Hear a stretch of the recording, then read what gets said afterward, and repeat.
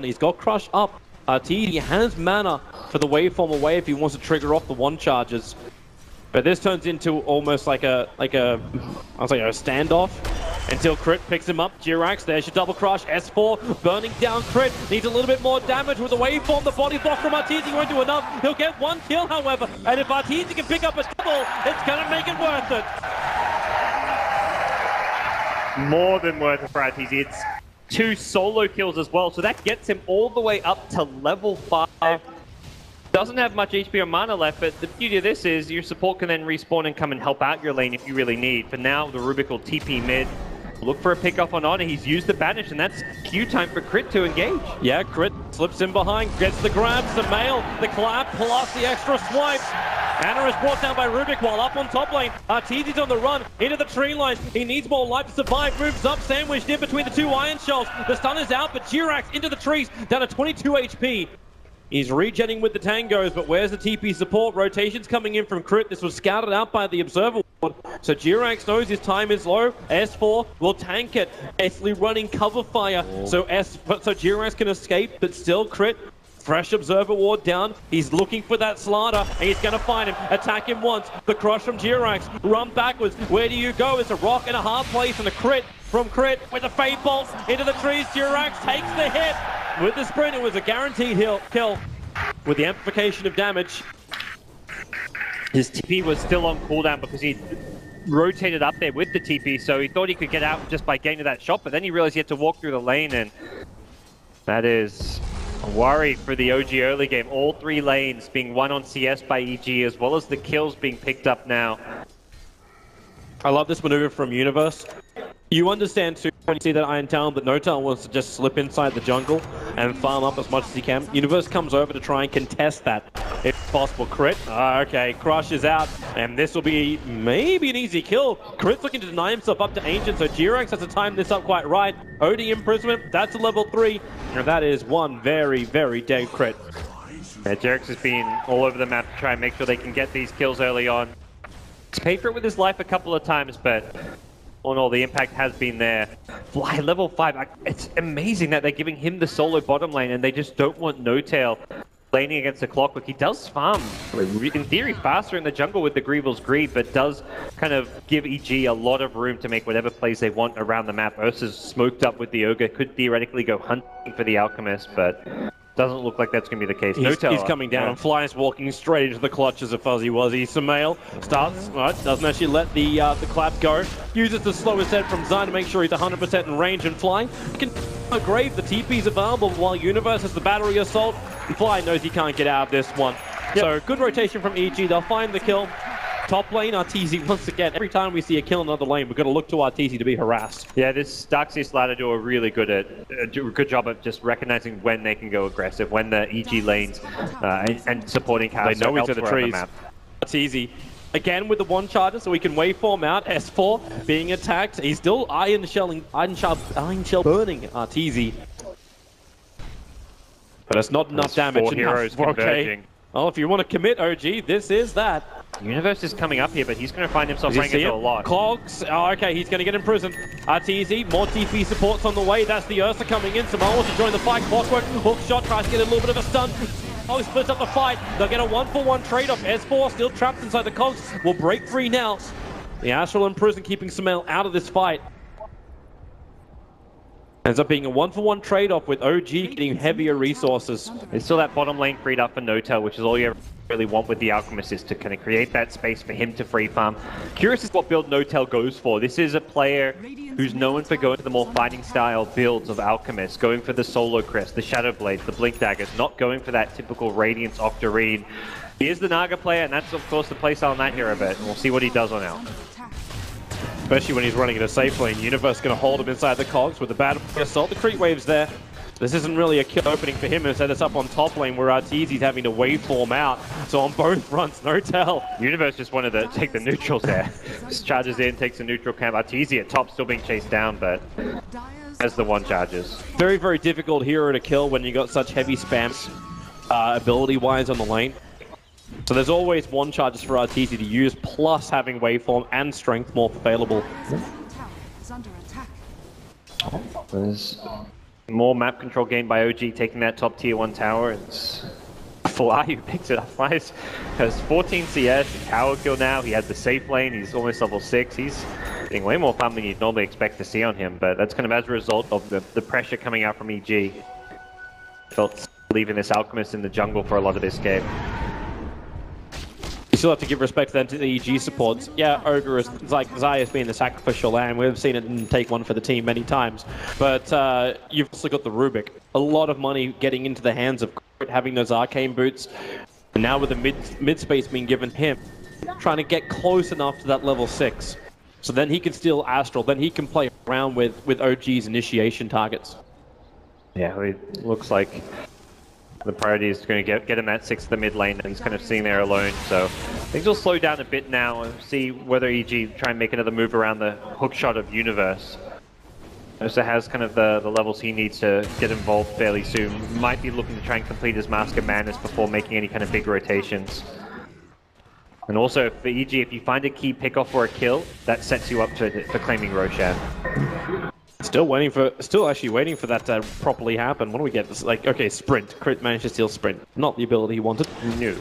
OD swips in afterwards, but it's too late to get that Astral. It's one of the great things about playing the Rubik against OD.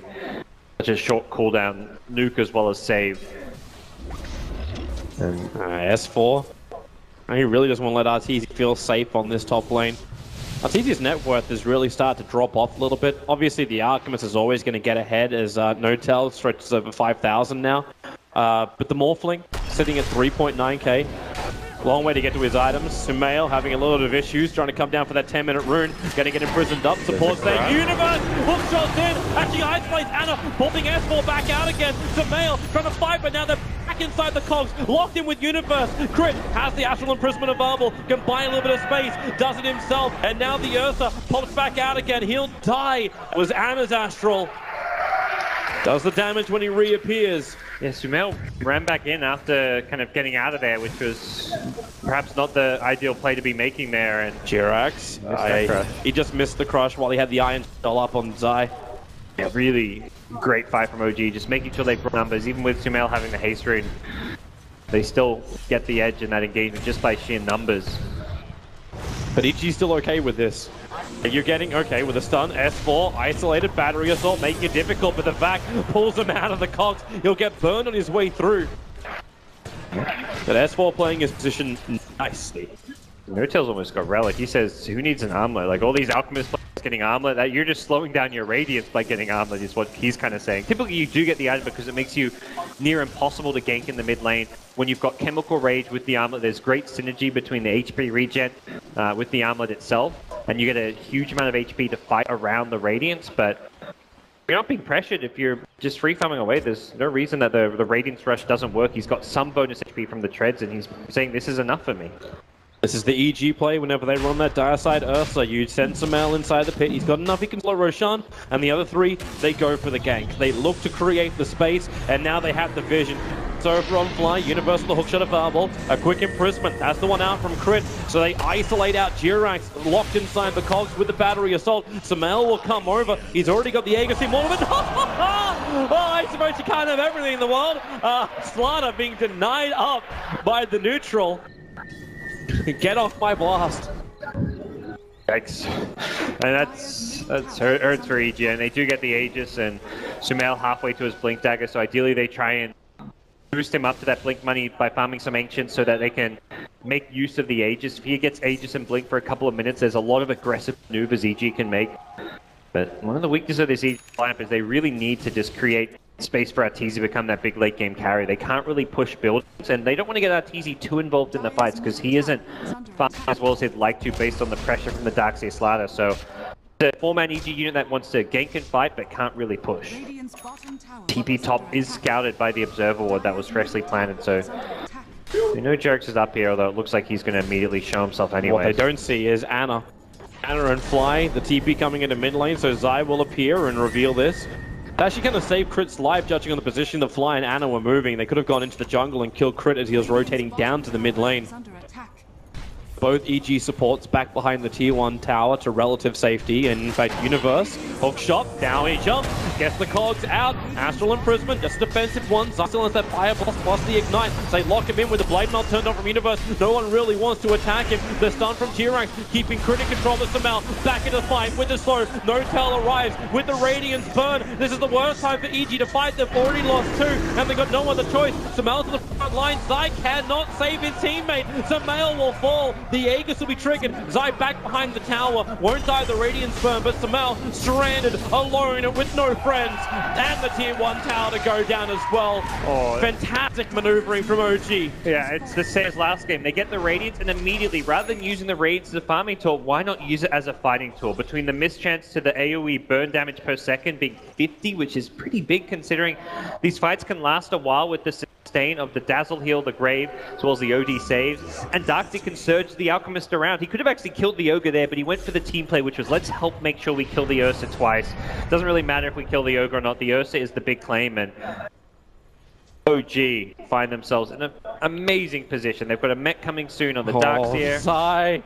He thinks he's good, but he doesn't understand there's an invisible Outworld Devourer just looking to nom him from behind. And maybe, okay, imprisonment and just from the nuke. All right.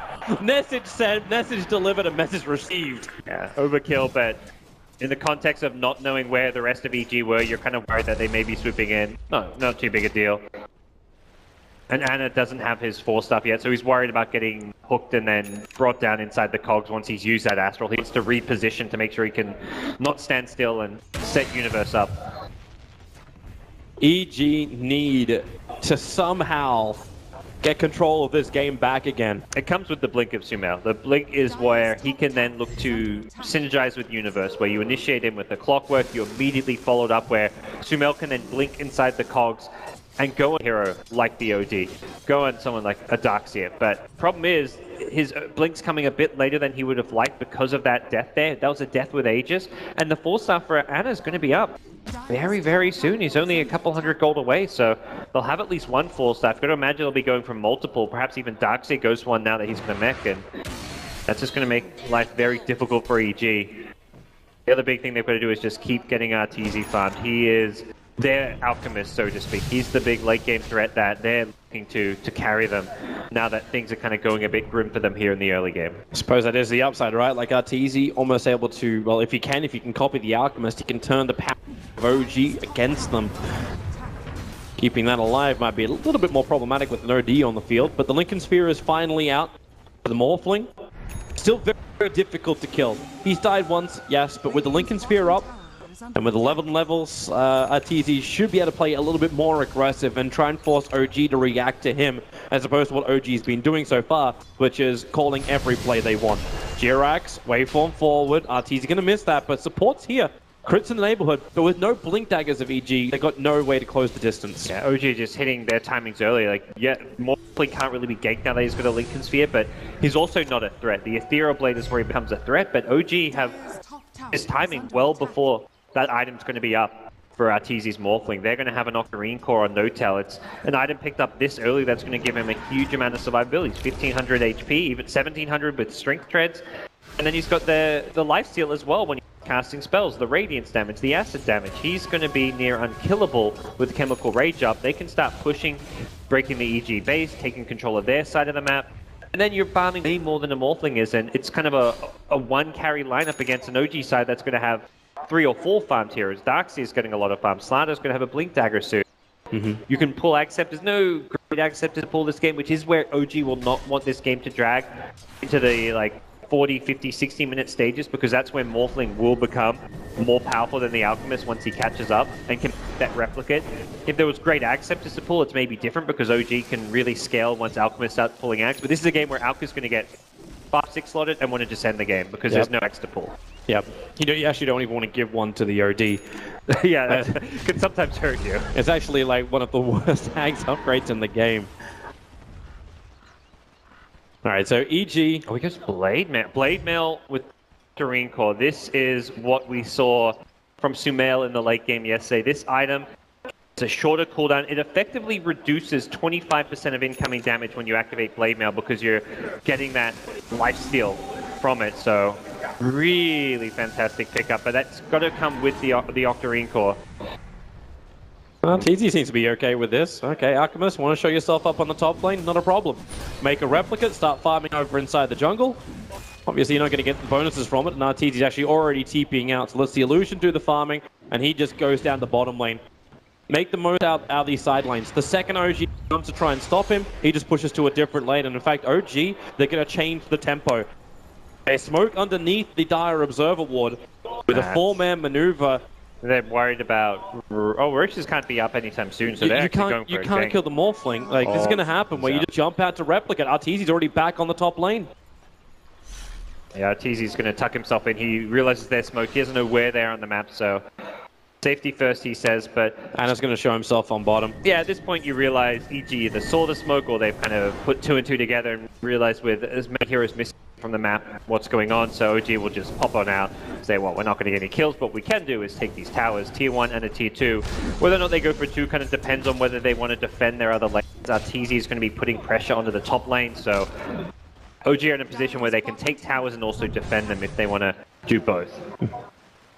Oh, yeah. EG won't want to fight this one. When the BKB is up on Samal, then maybe, but they need the money. That's why that tier 1 tower on top is just so important to EG. They need the cash. Yeah, you're going to lose your bottom. You probably lose your easy access to Roshan. Maybe with the heavy rotations coming over from OG, EG may not even want to fight this. They managed to trigger off the Lincoln Sphere. As the Alchemist Illusion sitting there, RTZ waveforms up. Anna still right behind him. Crit and Samal are in the neighborhood. Replicate of the OD is created. So RTZ has a small little way to get down. In fact, he joins the rest of his team. They pick up, throw him back with crit, gets a double stun, but it's already too late. With the Morphling dropping down and Zai copping huge amounts of damage from the Shadow Wave of Fly. That is not what EG needed now. Losing that big hero, losing the Morphling. RTZ is, we're kind of going to that point where he is their one hope. The game plan around the Ursa and Clockwork has not worked, and you're kind of entering that stage where your way to win this game with EG rests solely on RTZ's performance as Morphling. He's getting a lot of farm, he's behind the Alchemist, as is always going to be the case. He's still in a position where this game can turn for EG with his split push and just pressure on the other lanes. But the jump in, they managed to find Samal a little bit too far out. He does actually have the Enrage plus regeneration, but the problem is he needs to get away from Jirax, who has Crush available. So you start the Enrage, there goes your first Crush. Damage won't be huge, but it will be enough. Both of the big cores of EG picked off within the space of a minute.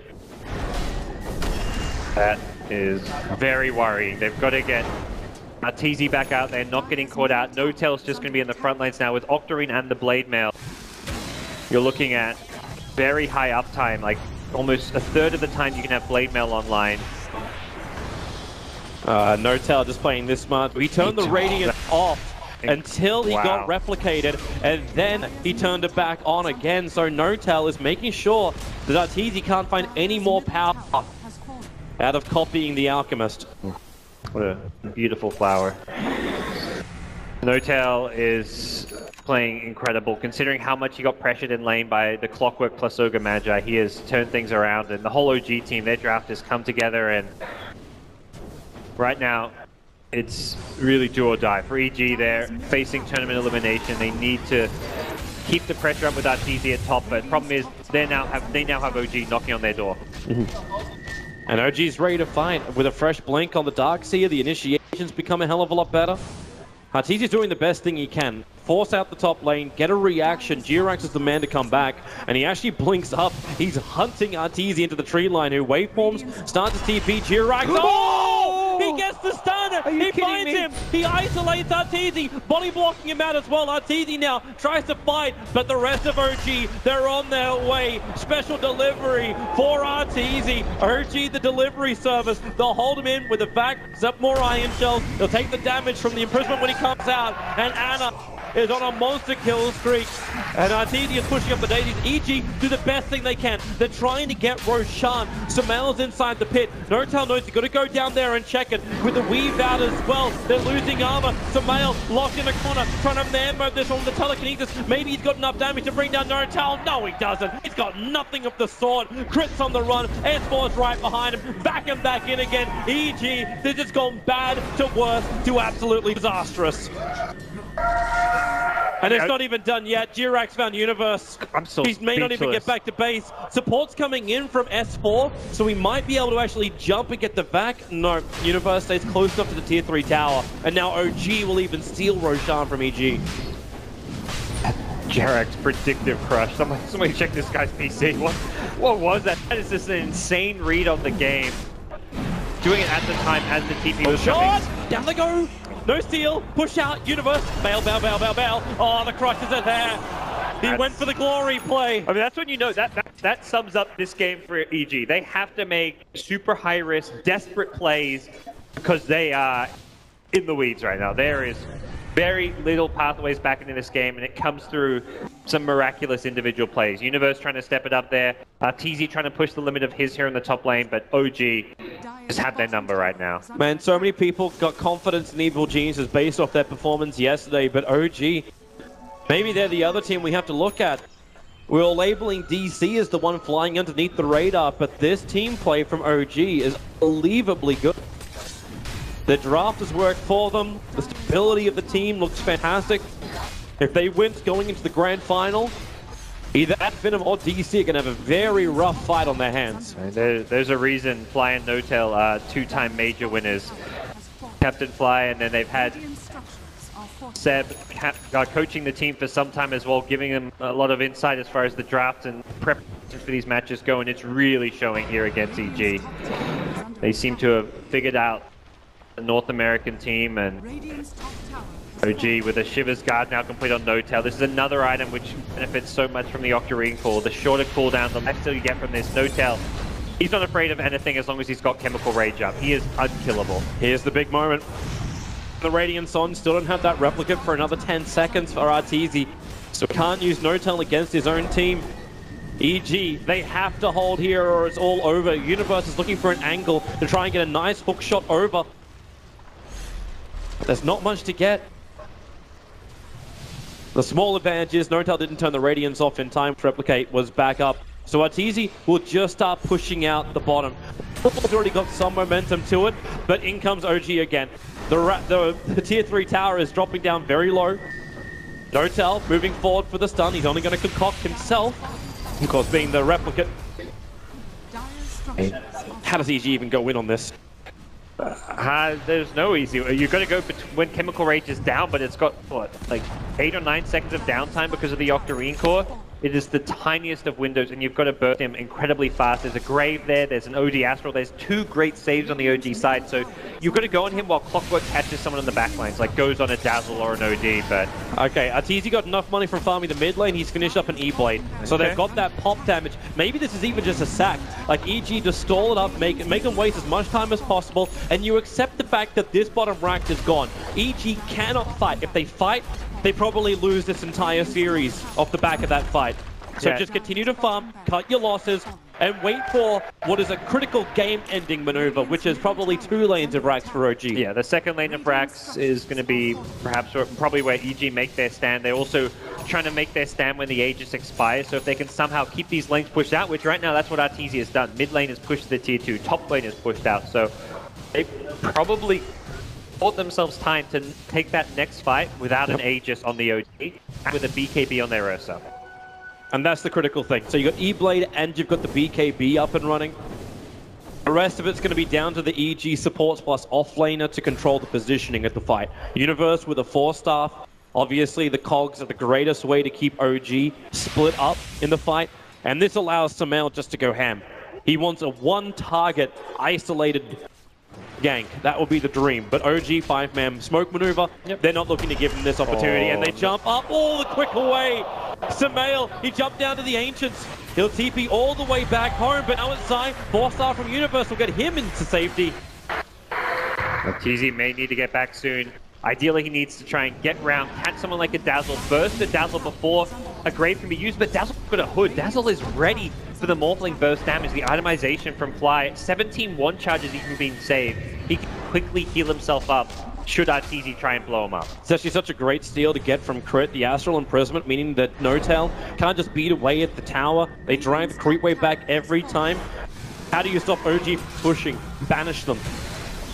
So RTZ gets the tier 2 tower, here comes the TP back, Acid Spray stolen by the Rubik. All these things are slowly adding up to EG, which gives him a fighting chance, but 4-star forward from Ana. Dribble gets the grab, Samel opens up, the OD still has the Aegis Immortal. Remember, he wants to die, but Wall and the back, dragging EG back into death. This is OG with the big push.